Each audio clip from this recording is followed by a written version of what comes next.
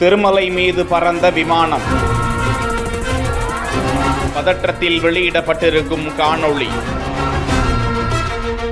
தொடர்ந்து தடை விதிக்க கோரிக்கை விடுத்து வரும் கோவில் நிர்வாகம். திருமலைக்கு வரும் பக்தர்களின் பாதுகாப்பு மற்றும் உணர்வுகளை கருத்தில் கொண்டு மத்திய அரசு இந்த கோரிக்கையை பரிசீலிக்க வேண்டும் என்று ஏற்கனவே பலமுறை திருமலை திருப்பதி தேவஸ்தானம் மத்திய அரசிடம் வலியுறுத்தி வருகிறது. மூலவர் கருவறை உள்ள ஆனந்த நிலையம் மீது விமானங்கள் செல்வது ஆகம சாஸ்திர விதிகளுக்கு எதிரானது, மேலும் பாதுகாப்பு அச்சுறுத்தல் இருப்பதாகவும், எனவே திருமலை வான்வழியை விமானங்கள் பறக்க தடை செய்யப்பட்ட பகுதியாக அறிவிக்க வேண்டும் என அந்த கோரிக்கையில் கேட்டுக்கொண்டிருக்கிறார்கள்.